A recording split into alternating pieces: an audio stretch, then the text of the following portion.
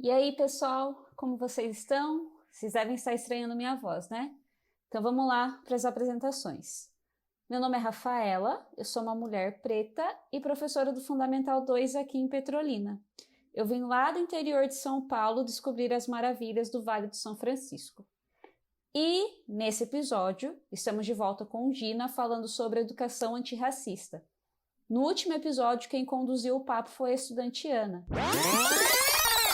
Ela dizia algo assim: sou preta fujona, recuso diariamente o espelho que tenta me massacrar por dentro, que tenta me desconstruir com suas mentiras brancas. Sou preta fujona, preparada para enfrentar o sistema.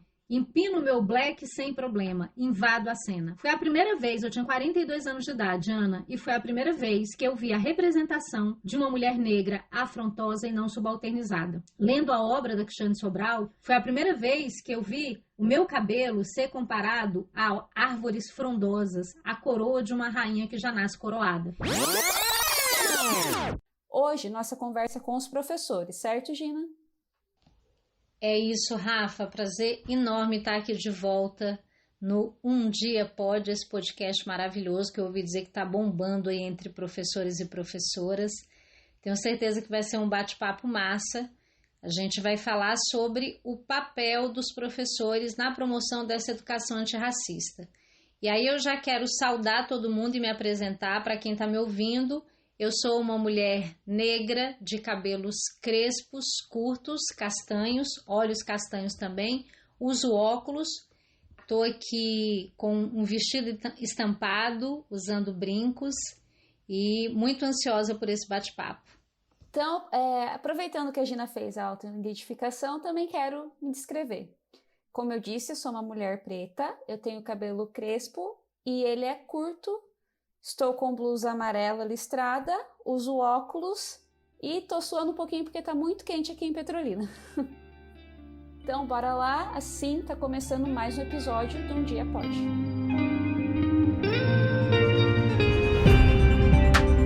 dia. Um dia. Um dia. Um dia. Um dia. Um dia. Um dia. Um dia. Um dia pode!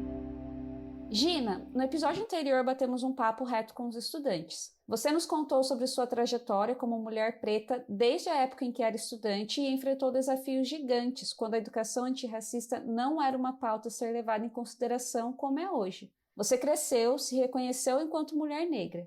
E agora, trabalhando na educação e falando para professores, como discutir isso na escola? Olha, Rafa, a gente tem que fazer essa discussão na escola da maneira mais qualificada possível.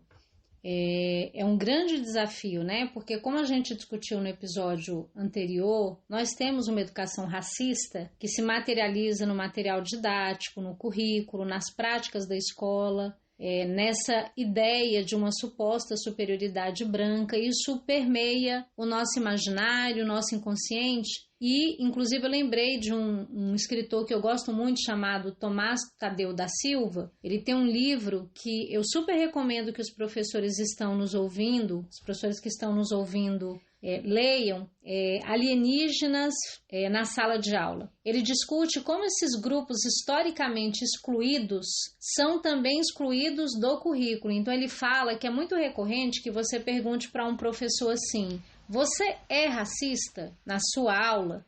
Se você perguntar, nenhum professor vai admitir. E quando você vai olhar para a prática pedagógica de muitos professores, você vê a presença do racismo de várias formas, né? Então, para a gente fazer essa discussão no espaço da escola, a gente tem que fazer de maneira muito qualificada, a partir de pesquisas e estudos muito sérios, porque a despeito do que as pessoas imaginam, não dá para trabalhar a educação antirracista no improviso.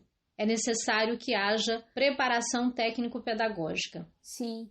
Gina, aproveitando a deixa, já que você citou os livros didáticos, como acha que esses livros se envolvem na educação antirracista? Olha, isso é estrutural, né? Isso está relacionado ao fato de que todas as nossas epistemologias, os nossos conhecimentos, eles foram produzidos a partir da perspectiva branca, europeia e ocidental. Então, se a gente for parar para pensar, no conhecimento que circula nas universidades, há uma hegemonia do conhecimento produzido por pessoas brancas. O material didático que circula nas escolas é feito a partir das pesquisas que são realizadas na universidade, que são esse espaço privilegiado de produção de conhecimento. Então, é fundamental que quando a gente pegue o material didático, a gente esteja muito atento, entendendo que todo o texto é situado historicamente, politicamente. Todo o texto, por mais que se anuncie neutro do ponto de vista político-pedagógico, ele traz uma posição ideológica anunciada ali. Então é importante ver como é que os personagens negros são representados, se ao longo do material didático eu tenho uma equidade na representação dos grupos étnicos, então há a presença de pessoas negras, indígenas, asiáticos, ou ainda há a representação só de pessoas brancas, como se fosse uma negação da existência de outros grupos. É importante estar atento à linguagem que esse material usa para que não se caia no risco da reprodução de discursos racistas marcados por estereótipo.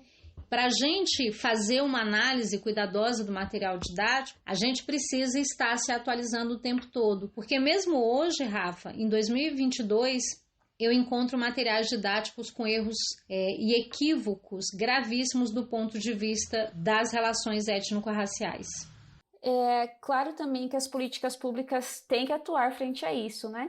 Ótima pergunta, Rafa. É importante dizer que por mais que nós, professores, individualmente tenhamos uma profunda consciência do nosso papel na promoção de uma educação antirracista, a gente não vai dar conta de fazer isso se não houver um trabalho sistemático, estruturante das políticas públicas. Se a gente está falando de um racismo que é estrutural e que está diluído no material didático, no currículo, nas relações, na formação de professores, a gente só consegue mudar essa estrutura racista com políticas públicas que tenham incidência em todo o território nacional e em todas as estruturas. Então, como professores da educação básica, engajados numa educação antirracista, a gente vai fazer a nossa parte, nos qualificar, cumprir a Lei 10.639 e 11.645, mas também é nosso papel pressionar o Estado, os municípios, para que eles promovam políticas públicas com foco na promoção da equidade étnico-racial. Calma, ouvintes, teremos um post no Instagram especialmente sobre essa lei. Gina, como trabalhar a educação antirracista de maneira transversal? Ótima pergunta, Rafa. Quando a gente fala de trabalhar a educação antirracista de maneira transversal, a gente está se recusando a trabalhar a educação antirracista de maneira episódica, eventual e esporádica. Então, transversal é aquilo que atravessa. Então, a educação antirracista transversal é aquela que vai atravessar toda a organização do trabalho pedagógico. Desde as minhas escolhas teóricas, metodológicas, o material didático que eu vou escolher, eu tenho que estar atento a tudo. Eu preciso estar atenta às práticas racistas dentro da escola e me posicionar contra elas. Nunca me omitir diante de um relato de racismo de um aluno. E há um ponto que é fundamental, Rafa. Para a gente promover educação antirracista numa perspectiva transversal, a gente deve recusar a pedagogia de eventos. O que seria a pedagogia de eventos? São essas práticas já cristalizadas na escola em que se reduz a educação antirracista a atividades feitas de maneira descontextualizada no mês de novembro ou no dia 20 de novembro. As pessoas fazem uma série de eventos que acabam reforçando os estereótipos racistas. Então, passa-se o ano inteiro ignorando a temática, sem trazer os saberes africanos ancestrais, as epistemologias negras ao longo do processo pedagógico, e aí você reduz o trabalho que deveria ser feito a partir da Lei 10.639 a 5 manifestações culturais do povo negro: samba, capoeira, desfile da beleza negra, feijoada, boneca baiomi. E qual é o problema desse tipo de abordagem que a gente chama de pedagogia de eventos? É que você reduz a riqueza de um povo, que é não apenas o berço da humanidade, mas o berço da civilização, todo o conhecimento que circula hoje no mundo nasceu no continente africano, e a gente pega toda a cultura africana e reduz como se o povo negro pudesse ser explicado, traduzido e representado a partir de um número reduzido de manifestações culturais. E o que é pior, muitas vezes as pessoas repetem uma manifestação cultural de origem africana e elas sequer conhecem a história. Então não há um processo de pesquisa, de reflexão, de valoração, de entendimento, de reverência daquela cultura. É um evento que é feito de maneira descontextualizada para constar, para cumprir protocolarmente uma lei. Mas o evento, ele não promove mudança de pensamento e mudança de cultura. E para a gente promover uma educação efetivamente antirracista, a gente precisa pensar um projeto pedagógico em que essa temática apareça de maneira transversal à organização do trabalho pedagógico, de forma tal que a gente consiga mudar a cultura e a mentalidade das pessoas. Gina, eu vou aproveitar então o nosso papo para fazer uma pergunta. Em sala de aula eu vivo diariamente o desafio de lecionar para estudantes que ainda não se reconhecem e muitas vezes não querem se reconhecer enquanto pessoas pretas. Como a gente pode enfrentar esse desafio?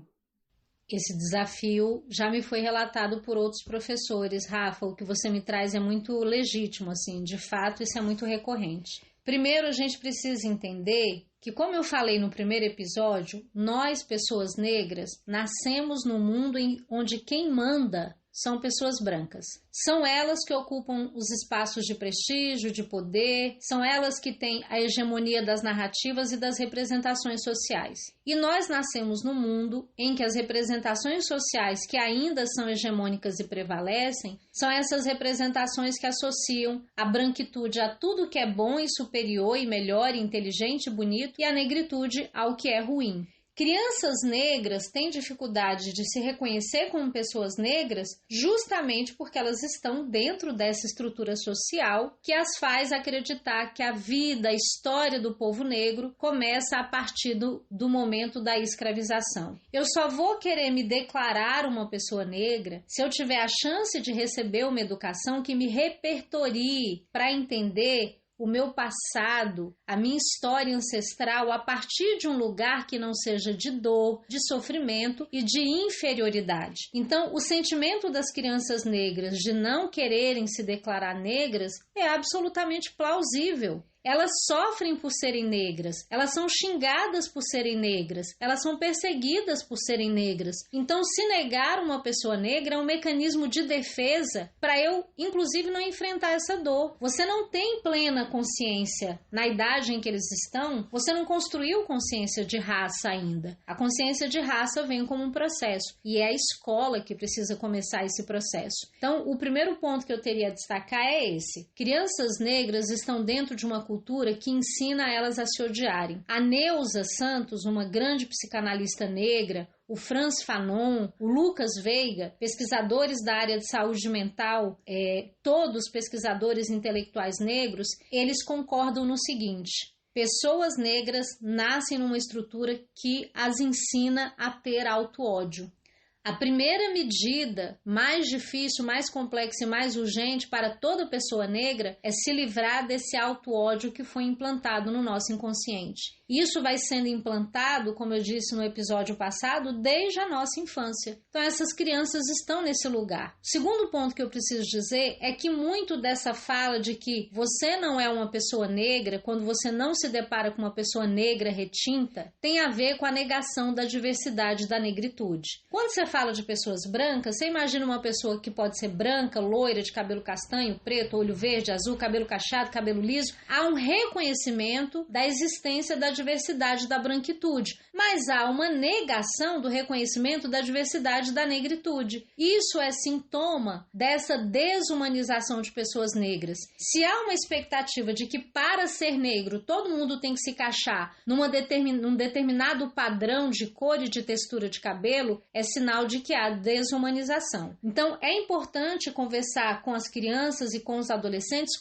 sobre a beleza da diversidade da negritude. Então, eu posso ser uma mulher negra de pele clara, eu posso ser uma mulher negra de pele escura, eu posso ser uma pessoa negra de cabelo liso, isso não vai tirar de mim a condição de pessoa negra. E aproveitando essa sua pergunta brilhante, Rafa, eu queria dizer o seguinte: quantos professores me falam, pois é, os meus alunos não se reconhecem como negros, se recusam a se reconhecer. Do que eu tenho observado ao longo desses 30 anos, eu vejo que isso também está relacionado a mais 2 pontos importantes.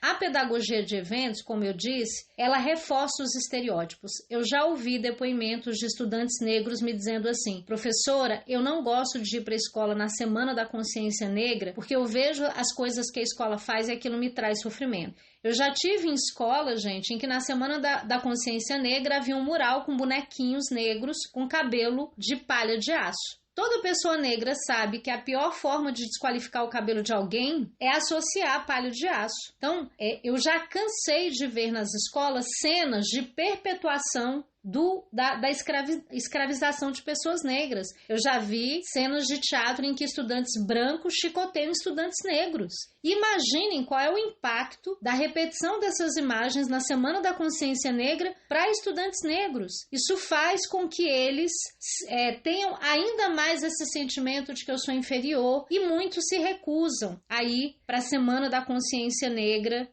nesse período. Segundo ponto importante, Rafa, você lembra do sucesso do filme Pantera Negra? Os cinemas ficaram lotados, né? E quem foi ao cinema, porque a gente tem que lembrar que infelizmente 70% das pessoas que vivem em condição de extrema pobreza são pessoas negras. Então, milhões de brasileiros não conseguiram ir ao cinema para assistir Pantera Negra, mas as crianças negras que foram, elas voltaram sentindo orgulho de serem negras, né? Então, eu queria dizer isso para os professores e professoras que estão nos ouvindo. Mais importante do que ficar falando para uma criança negra: sinta orgulho de quem você é, goste de você, isso não convence, tá, gente? Porque a criança negra ouve o professor falando: você é linda, sinta orgulho de você, e naquela mesma escola ela é agredida, ela é xingada e a escola fica indiferente ao sofrimento dela. Qual é a melhor maneira de ajudar uma criança negra a sentir orgulho de quem ela é? É superar o que a Chimamanda chama do perigo da história única. É levar para o trabalho pedagógico com consistência material didático em que pessoas negras têm a oportunidade de conhecer a sua verdadeira história. Um passado ancestral de muito conhecimento, força, coragem e intelectualidade. Quando um jovem, uma criança negra, tem a oportunidade de conhecer a sua história, de se ver representado a partir de um outro lugar, ele vai sentir o maior orgulho de se declarar uma pessoa negra. Aí eu poderia citar várias autoras, mas imaginando aqui que eu estou trabalhando com professores do ensino fundamental, anos iniciais e anos finais, gente, tem tanta escritora maravilhosa. Então, por exemplo, a Cidinha da Silva tem algumas obras voltadas para crianças que tem uma linguagem maravilhosa, que resgata esse sentimento ancestral. A criança termina de ler o livro, ela sai com vontade de se afirmar negra, porque ela entende o lugar de onde ela veio. Eu queria citar também a Quilção Oliveira. Ela tem um cuidado com as obras dela que são voltadas para crianças também. As ilustrações, a maneira visual como as crianças negras são representadas é fabulosa. E queria citar, são muitas, gente, escritoras negras maravilhosas, né? Mas eu queria citar uma intelectual diferentona que vocês, se vocês não seguem, vocês têm que seguir essa mulher maravilhosa, que é pesquisadora, é intelectual, é escritora, e ela fala da negritude, desse lugar de força, de potência. Ela, Cristiane Sobral, que eu já citei no episódio passado. Nós temos uma infinidade de escritoras e escritores negros que ajudam a gente a resgatar essa história que tentaram soterrar. É importante lembrar: as crianças, os adolescentes, brancos e negros precisam ser nutridos com um conhecimento que os ajude a compreender a grande mentira que foi contada para eles sobre a superioridade da raça branca. E aí, para fechar essa pergunta, Rafa, eu preciso te dizer, todas as vezes que a gente fala de educação antirracista, a gente sempre coloca o foco nos negros. Óbvio, eles têm o direito de conhecer a sua história. Mas eu queria trazer para essa conversa os brancos. Enquanto a escola repetir a lógica branco-ocidental europeia, crianças brancas vão estar sendo formadas para ser racistas. Então, crianças brancas também têm que ser muito nutridas com literatura negra e indígena para superar esse defeito que a branquitude carrega, que é acreditar numa suposta superioridade.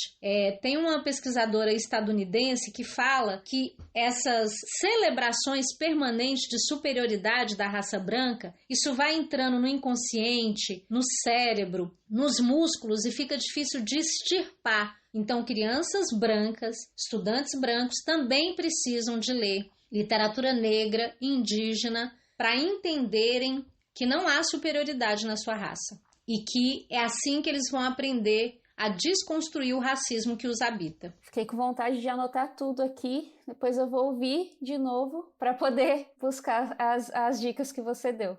Gina, considerando que ainda não temos uma educação antirracista nas escolas, como isso reflete nos dados? Olha, Rafa, os dados em relação à evasão escolar de estudantes negros são alarmantes. Os dados em relação à reprovação também, à exclusão. A gente precisa lembrar que quando a gente fala de educação no Brasil, a gente não pode ignorar que os nossos problemas educacionais, esse é um mantra que eu repito para as pessoas não esquecerem, são antes de tudo problemas de desigualdade social. O Brasil é um país que há 16 gerações nega direitos básicos a pessoas negras. Há 16 gerações, como diz a grande Lia Weiner, pessoas brancas trabalham para enriquecer a si mesmas e pessoas negras trabalham para enriquecer pessoas brancas, porque como pessoas negras estão sempre na linha da sobrevivência, elas trabalham para sobreviver, para ter o que comer, elas não conseguem construir acúmulo e patrimônio para passar para a geração seguinte. Então, como eu disse aqui, os nossos dados em relação à escolaridade, acesso ao trabalho formal, os dados relativos à população negra são os piores, porque o Brasil nunca fez efetivamente nada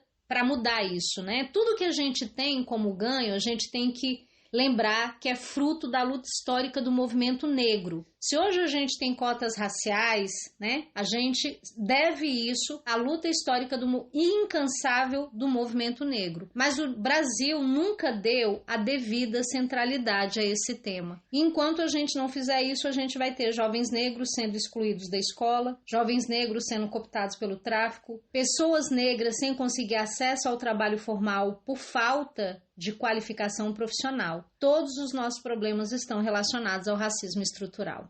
Quanta contribuição importante. Eu tenho certeza que nossos professores que estão ouvindo chegarão na sala de aula com outra visão. Eu já sou uma delas, com toda certeza. Gina, quer deixar alguma recomendação de material, filmes, livros, vídeos? A gente vai divulgar as recomendações e as práticas incríveis lá no Instagram do Um Dia Pode, mas fique livre para dar spoilers e outras recomendações. Ai, Rafa, olha, eu já fiz algumas recomendações aqui ao longo da minha fala, né?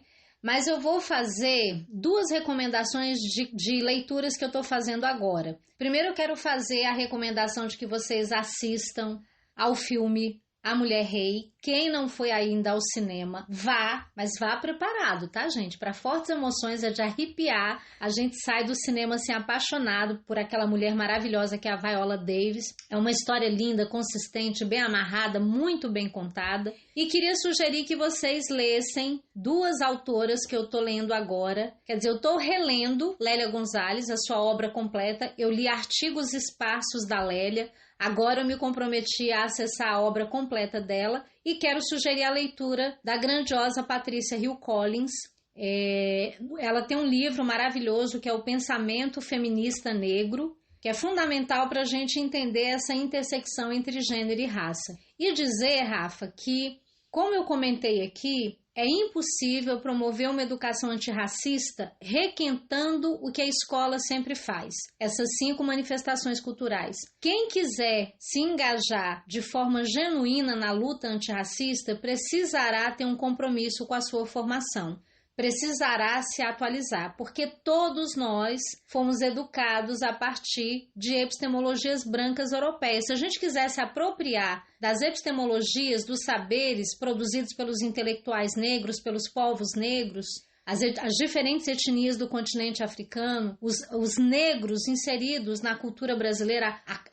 Eu nem falo de contribuição, porque não é contribuição. A cultura brasileira é uma cultura negra. A gente nega isso o tempo todo. Mas nós somos o país que somos em função da presença negra na constituição da nossa identidade nacional. Quem quiser fazer um trabalho qualificado precisa tirar tempo para estudar, para a gente sair desse lugar da pedagogia de evento em que a gente fica na escola repetindo as mesmas coisas e muitas vezes reforçando os estereótipos de raça que fazem com que os estudantes negros queiram inclusive se afastar da escola. Muito obrigada, Gina. Realmente foi incrível e muito rico. Saímos desse mês de novembro conscientes de que esse é um assunto para todos os dias e que deve estar diariamente também na escola. A palavra é sua para considerações finais, agradecimentos e despedidas. Rafa, querida, eu quero agradecer ao podcast Um Dia Pode por esse convite tão honroso, por ter feito esse bate-papo com vocês. Eu espero que esse episódio seja ouvido por professores e professoras pelo Brasil inteiro. E eu quero deixar aqui o meu contato para quem quiser trocar figurinha, quem quiser me seguir, quem quiser sugestão de material. O meu Instagram é @professoraginaVieira. Foi uma alegria imensa estar aqui com vocês. Também quero agradecer muito por essa experiência que com certeza vou levar por muito tempo durante a minha vida. Agradecer também a Um Dia Pode pela oportunidade, pelo convite. Eu adorei estar aqui e foi muito, muito, muito enriquecedor mesmo. E aí, galera, gostaram desse episódio? Comenta lá no nosso Instagram, @umdiapode, sem E ou I no final, e segue o nosso TikTok. Até mais!